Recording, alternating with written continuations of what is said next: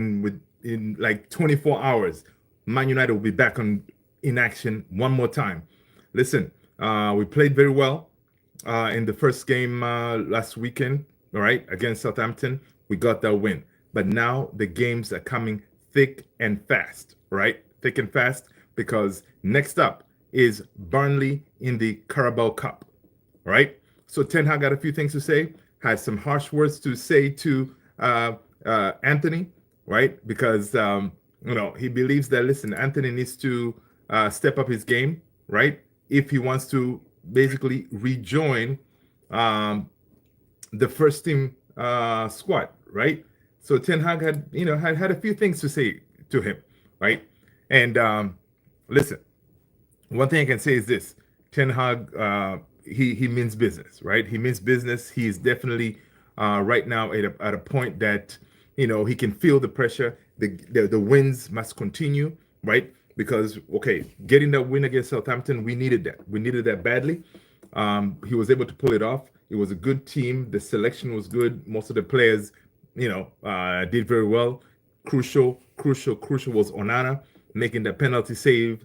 It kind of gave us that impotence, the momentum that we needed, to go ahead and get that big, much needed W. Now that we're already going to forget because now tomorrow we go again, right? Tomorrow we go again. And Ten Hag had his press conference today from his, game versus Burnley. Let's check out what he had to say, right? Basically, he was asked if he's, how is he going to take this game? He says, listen, we'll be taking the Barnsley game very seriously, right? Ten Hag was asked, is it about winning trophies? Listen, he said, I don't only talk about this. You guys are, basically, he was asked, okay, whenever you play, is it all about trophies? He said, listen, every game that you have to win, right?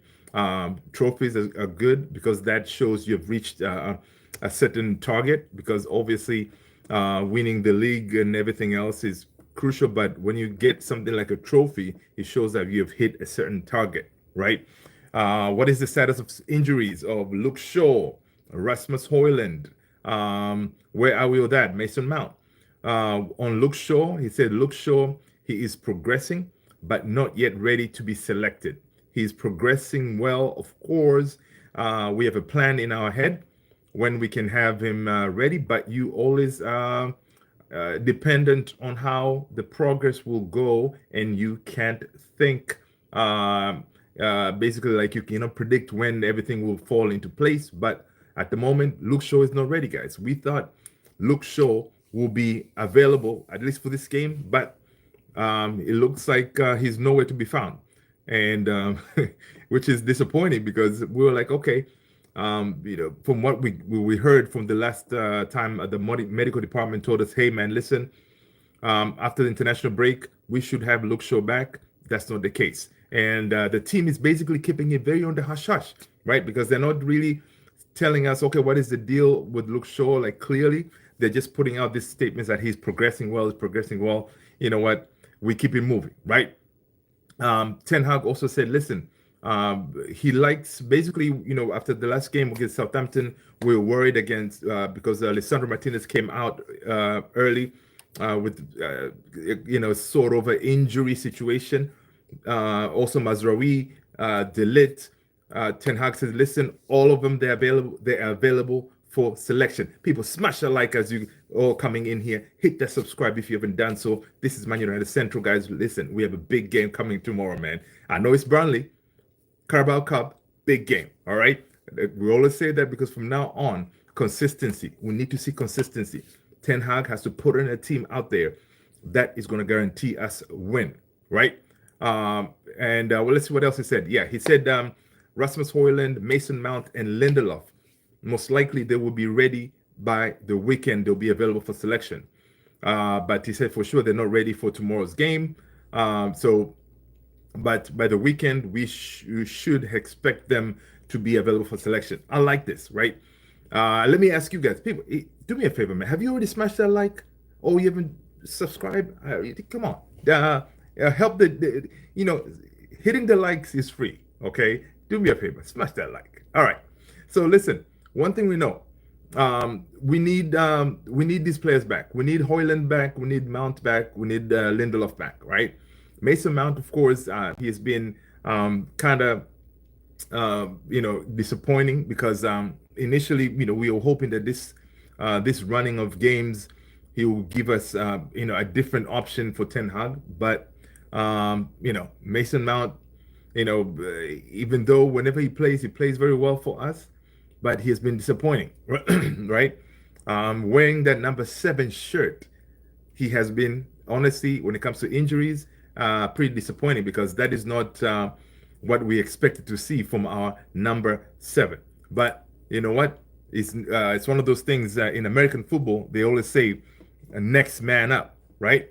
And even though we saw how Ten Hag liked to play with Mason Mount, he's a pressing monster whenever he's available. So he liked to play him in that false 9 situation with him and Bruno because we had Rasmus Højlund out. So he played very well when he was available on the field. Mason Mount gives us that ability to press teams from the front, right? He's a good on and off the ball, right? So again, it's crucial for us to get him back. Hopefully, when he comes back this time, he will stay healthy. I will not keep my hopes up because with him or Luke Shaw, by the time they come back, you are like, each time they play, you are like, oh man, are they gonna make it, or is it gonna be another injury situation? But again, the only thing we can do is hope. It's hope and pray, right? That's the only thing we can do. Hope and pray that these players, Mason Mount, Rasmus, Luke Shaw, they do come back and they give us a run of games, right?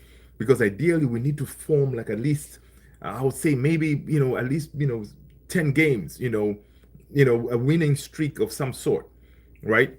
Because that is one way Ten Hag and the Man United team, they can shut these media pundits and these haters that are out there that are always trying to write the negative news when it comes to Manchester United, right?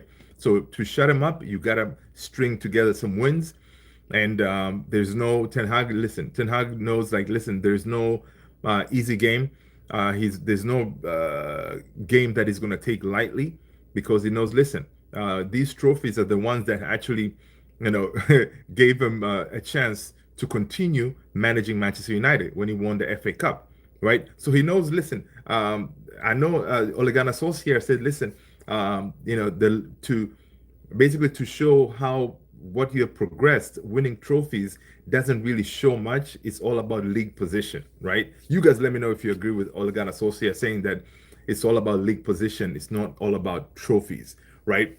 I personally think they go hand in hand. Ideally, with Manchester United, even Ten Hag was saying, listen, with Manchester United, at the end of the season, you need to be hoisting something. Like, it's all about trophies here, but of course, league position is also very important, right? We finished 8th.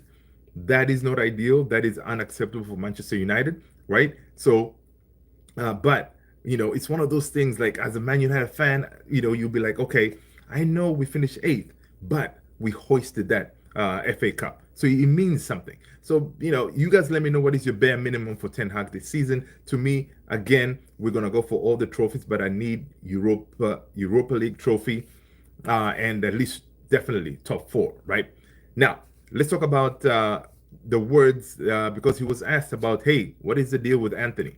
Right, because you would think that in this game against Barnsley, he'll be rolling in some changes, right? Because I'm thinking in this game, if I was to put in my starting 11, I would like to bring in Altay Bandier, that way he can get some game time. And also you would think, like, in this type of game, you'll be bringing in a player like Anthony, right? That way he gets some game time because he hasn't really played much, right? Maybe in the midfield you try to fit in Collier to get some game time, and left fullback you want to bring in the likes of Harry Amas. In the midfield, of course, I definitely want Ugarte to start. That way he can get some rhythm and he can get that feel of the English football. right? So I definitely want Ugarte to start, but also in the same token, I want Casemiro also to get some minutes as well, right? That way he also, feels like, okay, I'm not really be put in the periphery of the team, based on his, errors during that Liverpool game, right? So ideally, I want Casemiro also to get some game time. So Ten Hag has to do some shuffling there. If for example, if he starts Manuel Ugarte, maybe give him 45 minutes and then maybe bring in Casemiro, or you start you start Casemiro and Ugarte in that midfield with Bruno, or if you're gonna start maybe Collier, Ugarte, and Bruno, that could be how you do it in that midfield. That way to give, especially Collier, a youngster, some minutes that he needs in the game, because these are the games that you want to play the youngsters, that way you can kind of save some legs on your quote unquote starting 11, right? And of course, in the goalkeeper, I want to see Bandier, man. We've seen him, I think, only one game, right? So I want to see Bandier to see, what he can do. But knowing Ten Hag, I don't think he's going to roll in those changes like that, right? He takes all these games seriously. We saw last season, he was one of the questions he was asked, are you going to, field a strong team? He said, listen, every game he's going to take it seriously. That being said, but he said last season he fielded most of strong teams because he really didn't have much choice, right? He didn't have much choice because most of the players, it was injuries left and right, so he really couldn't make much changes. But now this season, yes, he has a few injuries here and there, but it's not as bad as last season. And ideally, he knows, we have a whole bunch of games coming up, so he wants to shuffle the players in, to give him much needed game time, right? So that brings us to say about Anthony, right? Because he was asked about Anthony. When are we going to see Anthony in this game? Well, Ten Hag says this. Um, uh, Basically, the story is like this: Anthony, who is Man United's second most expensive signing, is being told he needs to earn his place by Eric Ten Hag, right? And with the talent like Garnacho and Ahmed stealing the spotlight, the Brazilian has his work cut out for him. Now, is Anthony's future at Manchester United now in jeopardy? Listen, because it's clear that no one in this team right now deserves automatically you're going to start games, right?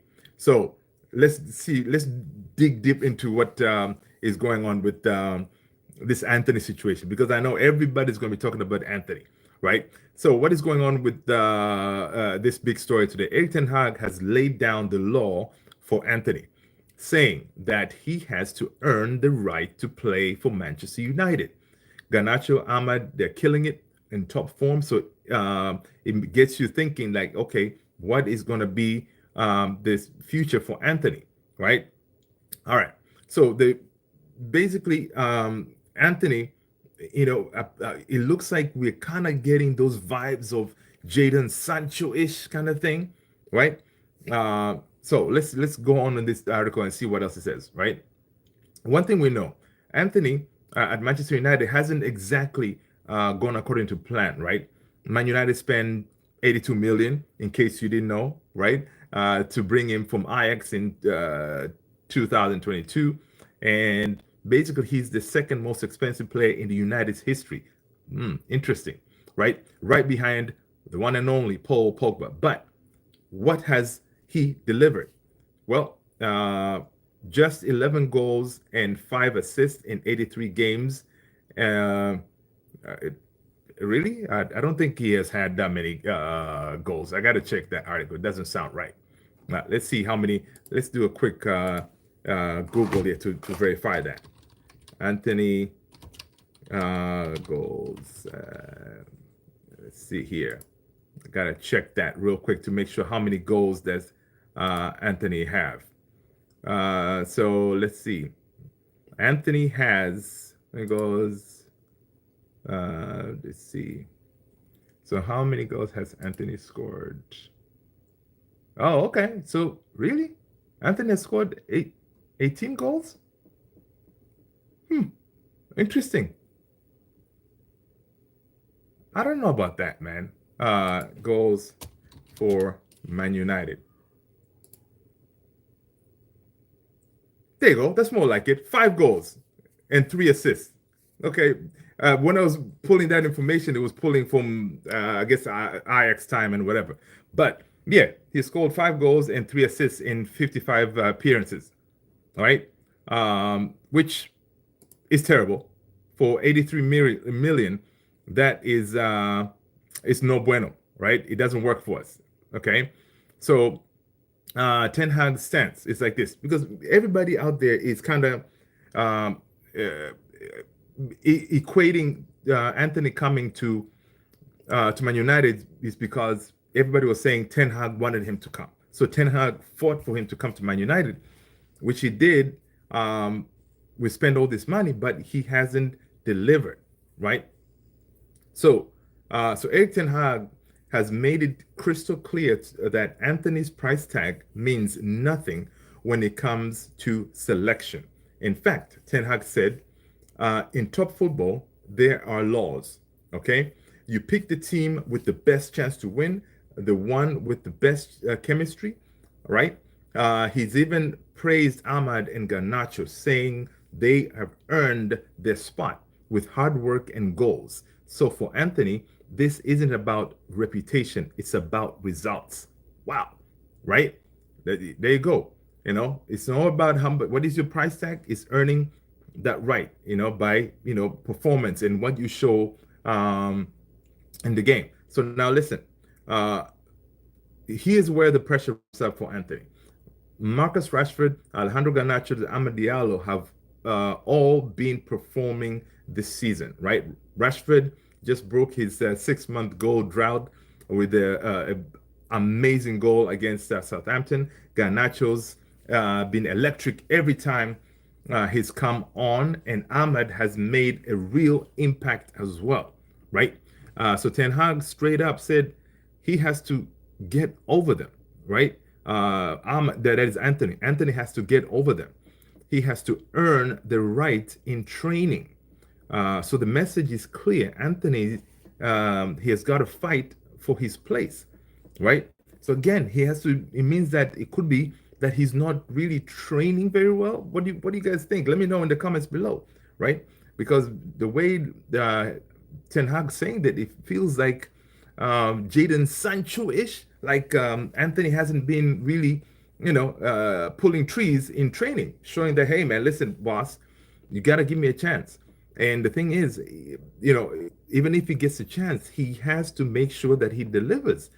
Because what happens is when Ten Hag rewards uh, when players, show up and kill it, right? We've seen it when he benched. He didn't start Casemiro, even though Casemiro was available because McTominay was doing bits, right? Same thing with Maguire, right? Last couple of games, Maguire played well. He played him. Even though he had, I think, Lisandro back then coming in, that kind of situation. So Ten Hag, whenever he gives you a chance, if you kill it, he most likely is going to reward you in the next game, right? So like this couple of games that we just played, obviously Amad Diallo, Garnacho, Rashford, them scoring, most likely they will be starting, right? So really, Anthony has a lot of work to do to get into that team, right? And obviously, Ten Hag here wants to see more effort in the practice, and also he has to show he has to show that tangible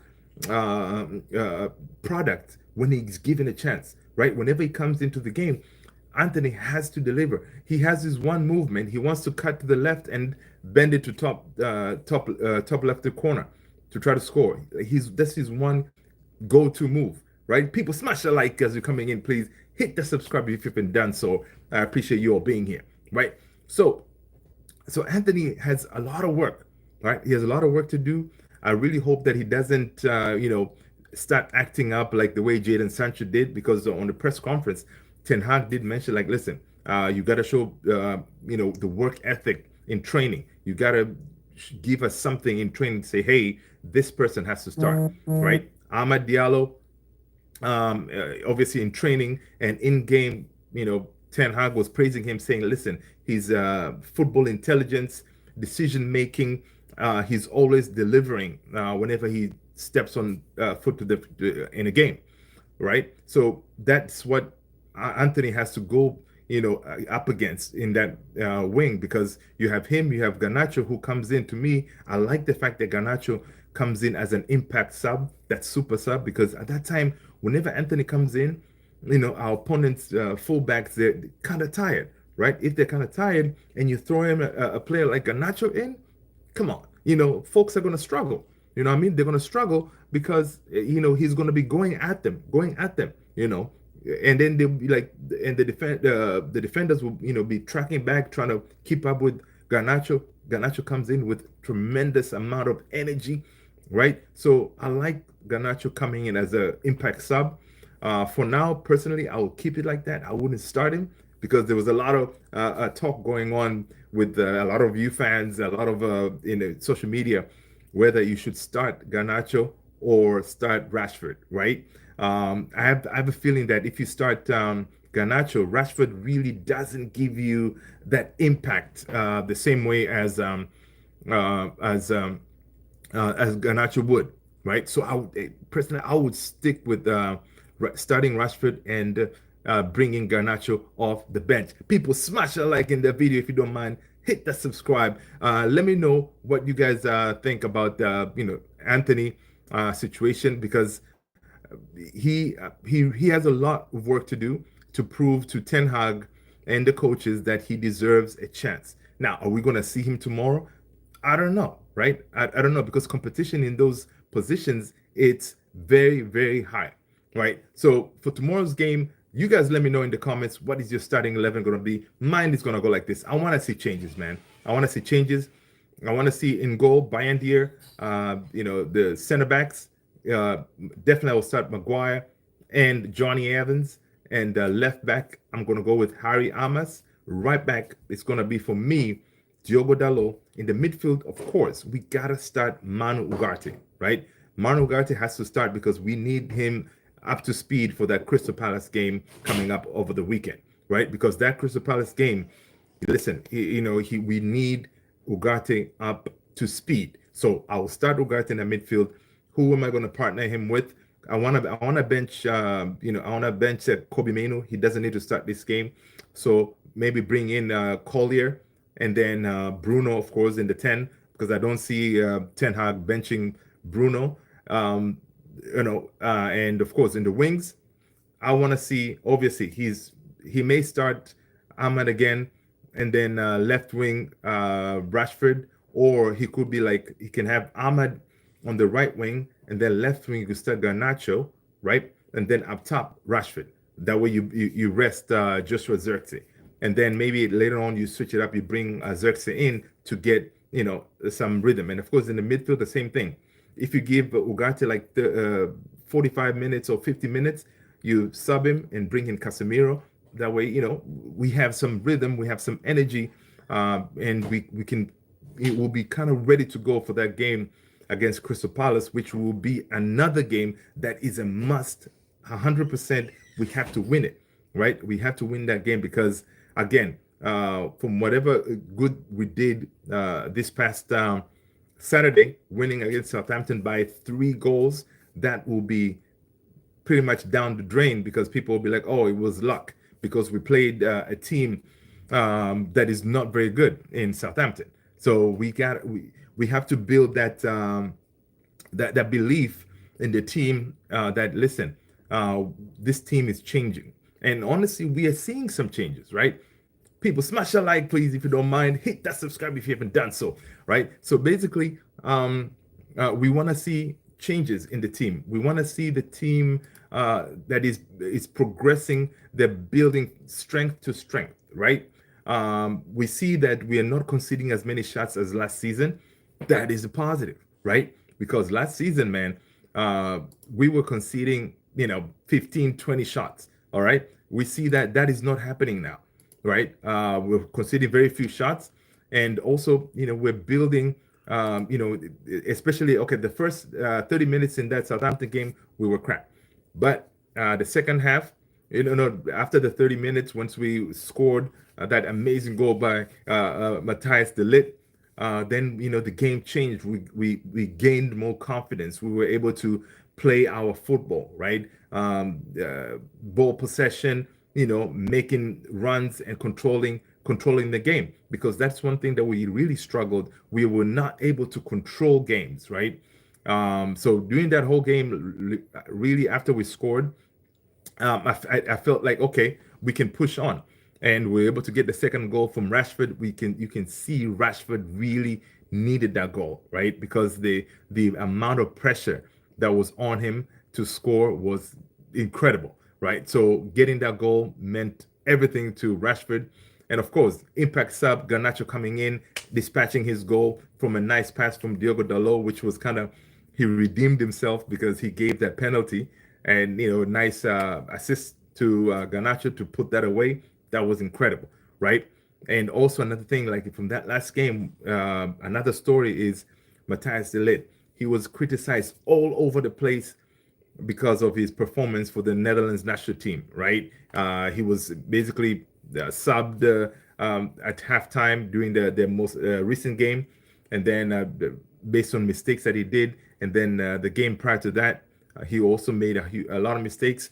So he was being criticized all over the place, right? But one thing I've seen with this guy in Matthias de Ligt, he's resilient, right?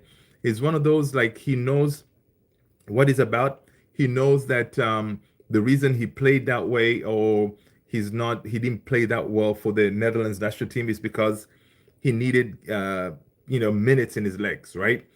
Even Ten Hag. So Ten Hag said, "Listen, I know this kid, right? These mistakes are not really like him.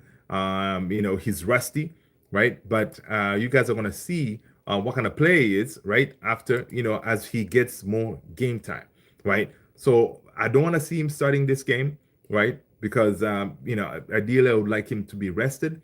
But it's one of those things too that, do you think maybe Ten Hag will say, you know what? I need my back four to form some kind of to form that relationship, especially like Matthias de Ligt and Lisandro Martinez. Do you think Ten Hag is going to start them? That way they have a rhythm going into the Crystal Palace game.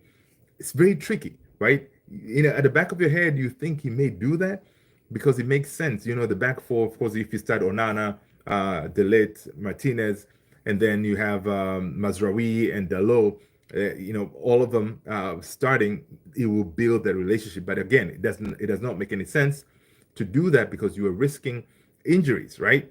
You got to be able to rotate these players. That way you keep them fresh for the more crucial games coming up. It's not like Barnsley is not crucial, because if we lose tomorrow, we're out of the competition, which again, we lose tomorrow, it will be a disaster, because this team, the Barnsley team, the first 11 team, was beaten by our under 21s, right? So our under 21s played them, and they beat this Burnley first 11.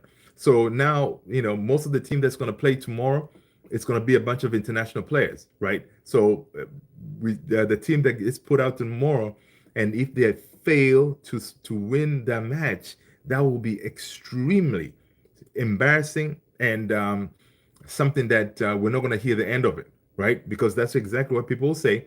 The same team was beaten by the under 21s, and Ten Hag, you put in this starting 11, who is full of international players who are getting paid a whole bunch of money. They're not able to beat Barnsley. That will be really embarrassing. One thing I know, Barnsley, in that game, they're not gonna come. They're not gonna come with their heads down. Accepting a defeat. From the get go, they'll come fighting, just like any other team. Whenever they play us, they always gonna come, ready to try to cause an upset, right? And upsets can happen. That is why these competitions are very exciting, because you can never know. A small team, you hear them knock out these big established teams. So which will be extremely embarrassing, really, if we lose tomorrow. And I believe we're playing at home, if I'm not mistaken. right? Because that could be another, um, uh, you know, yeah, I think we're playing at home tomorrow, right? So this game we're home, um, so a loss will be not acceptable. Right? Simple as that. So we gotta build these games, we gotta build these wins, we gotta string these wins together. That way, the fans and everybody can have some sort of confidence with Ten Hag in what he's doing, right? Because right now people are like, oh, we still don't see style of play, quote unquote. We still don't know what he's trying to do. People are like, oh, does he even know what's his best 11, right?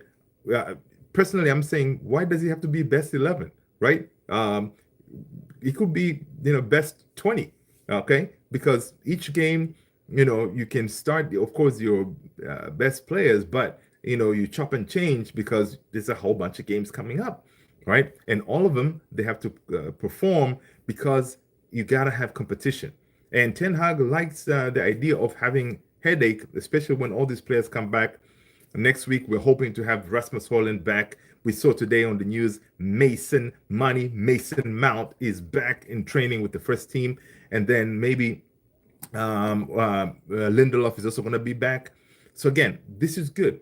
So the only really injury, the players that we won't have, hopefully by next game, will be Lenny Yoro, which I think he'll be coming back after the next international break. And then who else? Terrell Malacia. That's another one. He's working very well to come back. He's I think practicing on grass, but not with the first team. So hopefully he gets back. I wouldn't be surprised if Terrell Malacia gets back before Luke Shaw, which will be, yeah, that would be embarrassing, man. So, but again, I'm not gonna complain, right? Ideally, we want left backs back. So if Malacia gets back sooner before Luke Shaw, it is well and good. But if Luke Shaw comes back, I need to ask you guys: if Luke Shaw is back, what do you start him? Does that mean now if you start Luke Shaw on left back, what are you gonna do on the right back with Dalot and Mazraoui? Who do you bench? Let me know in the comments below. Who do you bench in that right back? Do you bench Dalot or do you bench Mazraoui? Because if Luke Shaw is back, of course Ten Hag is gonna start Luke Shaw on left back, right? Personally,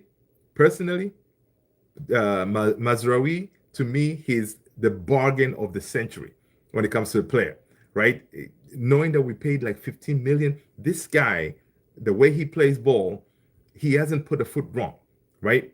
He plays ball, like the way he plays is so, like clean, right? The tackling, the progressing the ball, attacking, and the connection that he's forming with Amad Diallo, that is good stuff. That is good stuff. Now, is he better than Dalot? I don't know, man. I don't know. All right, I don't know. But he's so good to have those kind of problems, right? Because that's how it should be, man. Like most teams, like Man City, even Liverpool, you have two players who can play the same position, and whenever one is subbed, you don't see a drop off, and that's how it should be. Especially now with imagine now with Len, if Len Euro comes back, basically our center back choices will be amazing, right? Because Lenny Yoro, you got Delit, you got Martinez, right? Of course, Maguire, Lindelof, they'll be leaving hopefully next summer, and then you bring in, say, Branthwaite in. Like, come on! And then you have Mazraoui on the fullback, and Dalot. We'll be in good shape, right? And hopefully by then we can offload Luke Shaw and bring in someone more stable, someone who's less injury prone. We'll be looking good. We'll be looking good. So, what is my predicted score for tomorrow? All right. So, leave me a comment. Let me know what you guys think is going to be the score tomorrow. I'm thinking that we're definitely going to be able to get that win. 2-0 will be pretty good. If we can do more than that, now that would be nice, right? Because I want us to smash these teams, man, right? We need Barnley. If we can smash them, I don't know, another 3, that would be great, right? And then come Crystal Palace, we smash them again, that will be amazing. So hopefully that is kind of thing we're gonna see in these coming games. We want to be clinical, right? We want to be clinical because we create chances, but we are not really putting them away, right? So I'm hoping that, for example, if Rasmus Højlund gets back, right, hopefully in the Crystal Palace game, that again, that will be another problem to have. Do you start Rasmus Højlund or Joshua Zirkzee? Leave me a comment. Let me know. Because listen, both of them, they're exciting. They both give us something different. Joshua Zirkzee, we saw him in that last game against Southampton, dropping back, linking that midfield with the wing like Amad Diallo, Rashford. He's good linking the play from the midfield, playing that Bruno role. And I think Joshua Zirkzee actually, he did a really good job doing that link up, right? And he's very neat too with his link up. Now, another thing that I wouldn't mind seeing, hopefully Ten Hag does this, is playing Zirkzee and Rasmus together. Because imagine Rasmus staying up top and then Joshua Zirkzee does that link up play. I'm sure the way I'm thinking, Rasmus is more clinical than Joshua Zirkzee. Some of those chances that Zirkzee missed in those couple of games, the game against Southampton and the game against Liverpool, I think Rasmus will be putting those away. And of course, Rasmus is holding that number 9 shirt, man. And so I think Ten Hag most likely is going to be starting Rasmus over Zirkzee. You guys let me know if you agree with this or I'm talking nonsense, right? Again, it's a good problem to have, right? Good problem to have when you have competition in all the areas of the field, right? Again, I would like to have Bruno to have competition too, right? Because if Mason Mount gets fit, I would like to see Bruno, from time to time, Bruno holds on to the bench, right?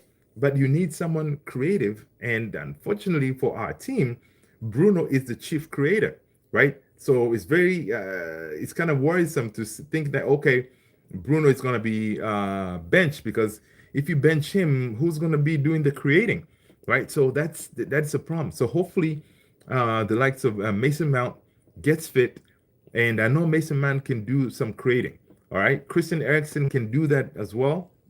But of course, if you're going to bench Bruno, I think you're going to start Mason Mount because he gives you legs. He gives you that pressing ability. People, smash a like as you're coming in. Hit that subscribe if you haven't done so. This is Man United Central. We're talking about everything Manchester United. We got a game tomorrow against Burnley, Carabao Cup. Listen, it's going to be crazy, all right? It's going to be crazy. A win is a must. Again, my predicted score, 2-0, but I will take 3-0. You guys let me know. And my lineup, once again, is going to be like this: Brian Deere, Maguire, Johnny Evans, Harry Amas. Right back is going to be Diogo Dalot. Midfield, I will start Ugarte, Collier, and Bruno. Left wing, Garnacho. Right wing, Amad Diallo. Up top, Rashford. That is my lineup. Let me know what you guys think about this. I appreciate you all hanging out. Smash those likes. Let me know what's your predicted lineup and your score. I'll talk to you guys on the next one. Peace out.